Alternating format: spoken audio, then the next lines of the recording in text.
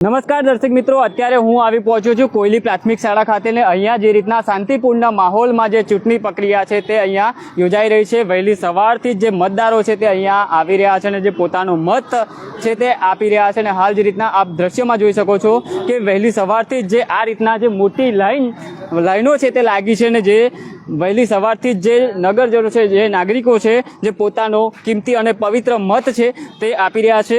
હાલ જે રીતના અહીંયા આપ દ્રશ્યમાં જોઈ શકો છો કે વહેલી સવારથી જ આ જ રીતના જે લાંબી કતારો જે છે તે અહીંયા જોવા મળી રહી છે અને સૌ મતદારોમાં પણ એક અનેરો ઉત્સાહ છે તે જોવા મળી રહ્યો છે અને જે આ મત જે પોતાના ગામના વિકાસ માટે જે નગરજનો મતદારો છે તે પોતાના ગામના વિકાસ માટે છે તે આજે પોતાના જે ઉમેદવાર છે તેમને આજે મતદાન કરીને જીતાડશે અને હાલ જે રીતના વહેલી સવારથી શાંતિપૂર્ણ માહોલ વચ્ચે જે મતદાન પ્રક્રિયા છે તે ચાલી રહી છે। હાલ જે રીતના પોલીસ ડિપાર્ટમેન્ટ જે છે તે પણ અહીંયા ખડે પગે છે અને વહેલી સવારથી જે રીતના પોલીસના માથે પણ એક જવાબદારી સોંપવામાં આવી છે કે વડોદરા શહેરના જે ગ્રામ્ય વિસ્તારોમાં જે શાંતિપૂર્ણ માહોલમાં જે મતદાન પ્રક્રિયા પૂર્ણ થાય તેના માટે જે આ પોલીસ જવાનો પણ ખડે પગે છે અને બીજી તરફના અમે દ્રશ્ય બતાવીશું કે જે અહીંયા મહિલાઓ છે તેઓ પણ અહીંયા મતદાન માટે તેઓ પહોંચી રહ્યા છે।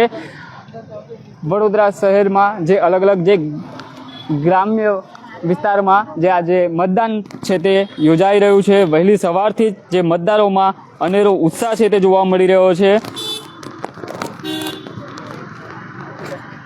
વડોદરા શહેર જિલ્લાની વાત કરીએ તો આજે સ્થાનિક સ્વરાજની ચૂંટણી વડોદરા ગ્રામ્ય, સાવલી, ડેસર, પાદરા, કરજણ, ડભોઈ, સિનોર, વાઘોડિયામાં આજે 208 જેટલી ગ્રામ પંચાયતો માટે મતદાન કરવા માટે જે મતદારો છે તે પહોંચી રહ્યા છે અને અત્યારે તમામ જે અત્યારે અહીંયા દ્રશ્યમાં જોઈ શકો છો કે જે મતદારો અંદર જઈ રહ્યા છે તેઓનું ચેકિંગ છે તે કરવામાં આવી રહ્યું છે પોલીસ દ્વારા। તમામ જે લોકો છે અહીંયાથી જે મતદાન કરવા માટે જે પહોંચી રહ્યા હોય તેમનો મોબાઈલ ફોન તમામ જે વસ્તુઓ છે તે અત્યારે પોલીસ દ્વારા ચેક છે તે કરવામાં આવી રહ્યું છે। હાલ જે રીતના સિનિયર સિટીઝન છે તેઓને પણ આ પોલીસ જવાન છે તે મદદ કરી રહ્યા છે, મતદાન મથક સુધી તેઓને પહોંચાડી રહ્યા છે।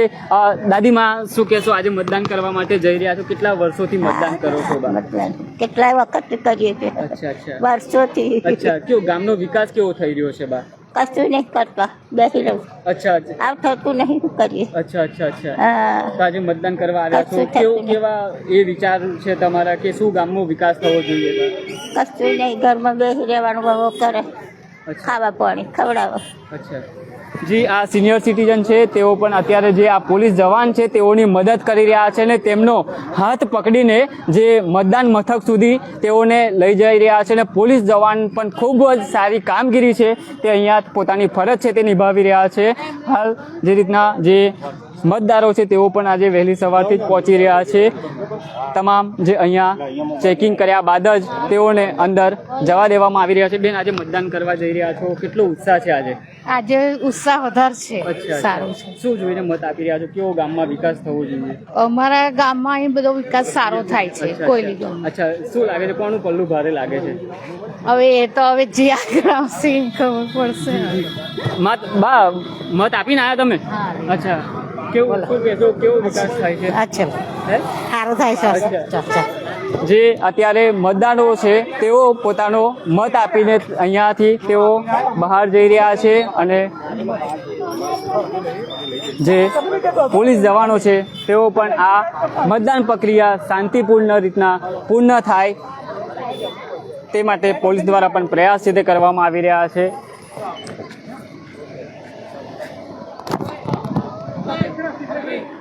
હાલ જે રીતના આપણી સાથે અહીંયા કેન્ડિડેટ છે તેમની સાથે વાત કરીશું। જી રીટાબેન, ઉમાબેન જી, તમે શાના માટે ફોર્મ ભર્યું હતું? મેં સરપંચમાં ઉમેદવારી કરી છે। કેવો પ્રતિસાદ મળી રહ્યો છે? સારો છે બધા। જી બેન, વિકાસની વાત કરીએ તો કેવા ધ્યેયને આગળ રાખીને તમે આ ઉમેદવારી નોંધાવી છે?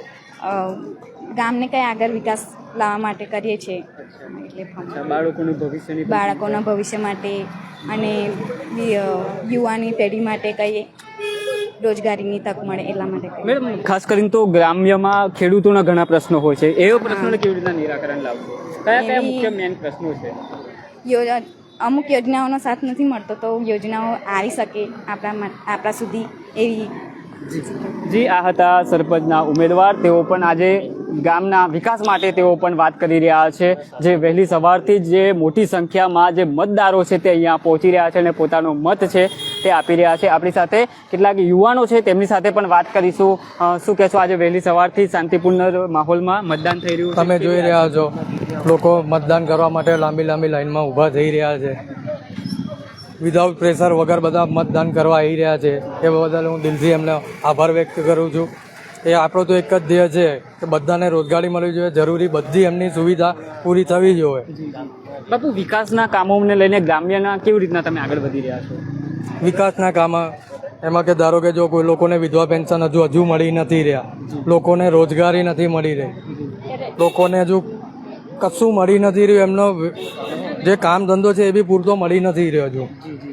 એટલે ખેડૂતોના પણ પ્રશ્નો હશે. ખેડૂતોને બી કશું નથી મળી રહ્યું, ખેડૂતોને બી ટાઈમે સરખું જે જોવે છે એ બી નથી મળતું એ લોકોને. જી, ચોક્કસથી દર્શક મિત્રો, જે અલગ અલગ જે પ્રશ્નો છે તેઓને આ સરપંચના જે પક્ષના જે હતા તેઓ જે જણાવી રહ્યા છે કે ગામના વિકાસ માટે તેઓ કામ કરશે ને જે રીતના વહેલી સવારથી જ જે અલગ અલગ જે ગ્રામ પંચાયતો છે, સરકારી શાળાઓ છે, ત્યાં મતદાન યોજાઈ રહ્યું છે ને વહેલી સવારથી જ જે મતદાન મથકે જે મોટી સંખ્યામાં જે મતદારો છે તે પહોંચી રહ્યા છે અને પોતાનો કિંમતી મત આપી રહ્યા છે.